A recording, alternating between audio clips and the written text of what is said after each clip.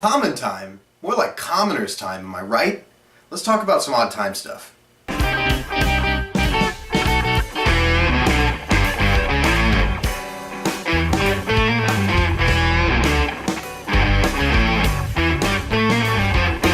So when we think of time signatures, chances are we think of the really commonplace ones, 4/4, 3/4, 6/8, 12/8, that kind of thing.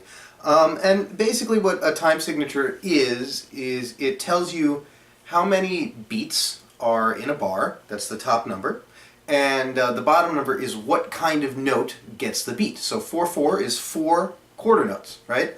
6/8 is 6 eighth notes. And while that's the blank information there, a lot of time signatures come with an internal pulse structure, where you feel the beat, that is a little bit different from, here's all the notes, and here's, how many notes you're going to be counting. For instance, you feel 6/8 with a 2-beat pulse structure. 1, 2, 3, 4, 5, 6. 1, 2, 3, 4, 5, 6. And when you compare 6/8 to 3/4, both of them have the same amount of eighth notes. 3/4, 3 quarter notes, and a quarter note has 2 eighth notes.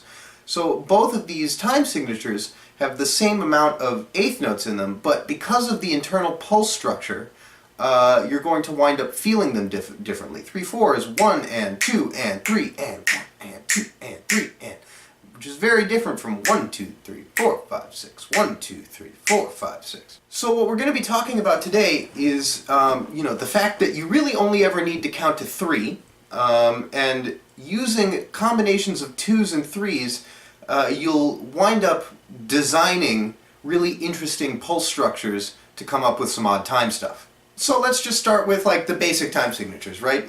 4/4 common time, that's 4 quarter notes. It's a bar of 8 eighth notes, felt at the quarter note. 1 and 2 and 3 and 4 and. We're not feeling it as 1, 2, 3, 1 and 2 and 3 and 4 and 1 and 2 and 3 and 4 and. We're feeling it at the eighth note, or at the quarter note, excuse me. You can there's lots of different pulse structures that you can divide 4/4 up into. Everybody knows the 1, 2. That's 2 3s and a 2. You could do something like, you could reverse it, or you could put the 2 in the middle.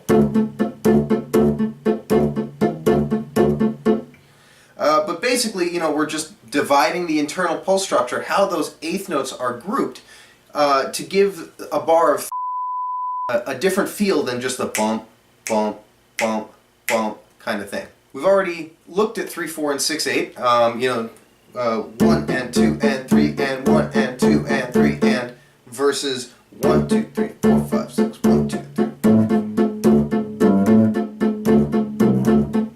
Right, and that feel difference, it's that's why we look at them as 2 different time signatures, because 3/4 and 6/8 feel so different. Let's look at 5/8, right?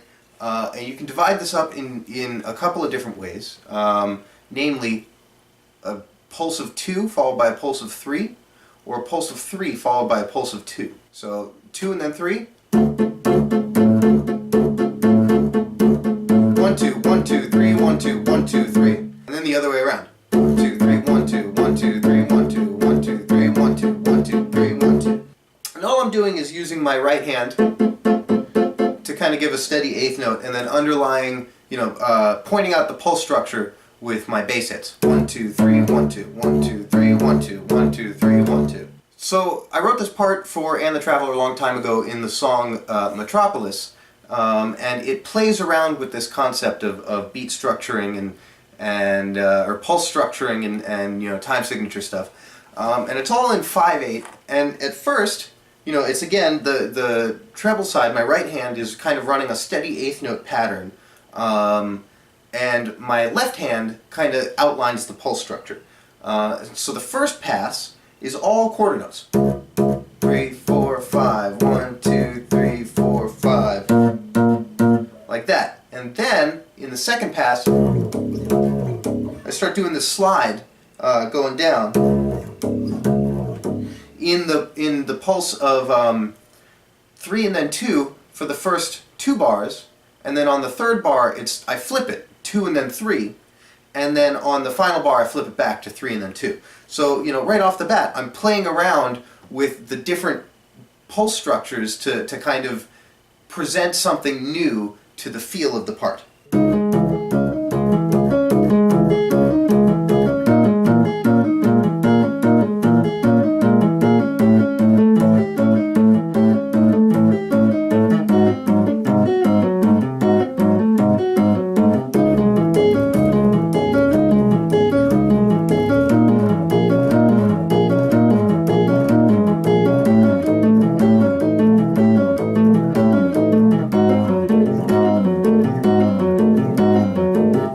So you can hear the difference between all of them. You know, the first pass, because the bass is falling on the quarter note, it actually kind of says 5/4 rather than 5/8.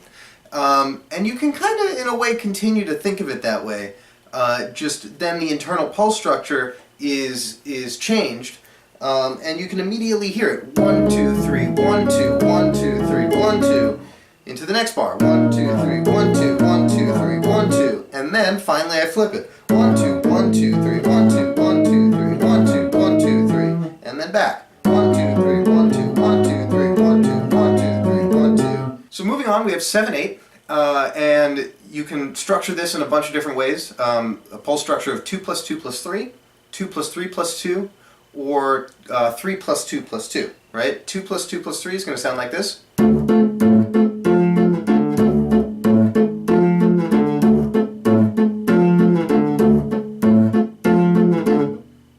It'll sound like this. 1,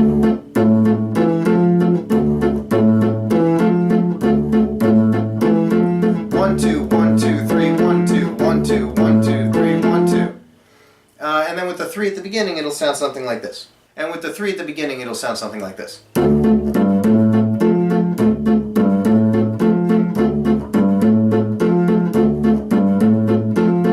Now, a really great example of a 7/8 riff in music that you've heard a lot would probably be 46 and 2 by Tool.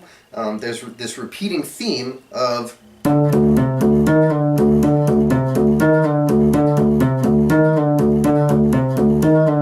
just like that, and it's all right there. 1, 2, 1, 2, 1, 2, 3, 1, 2, 1, 2, 1, 2, 3. And a lot of times in the song they return to it without the bottom note, so it winds up sounding like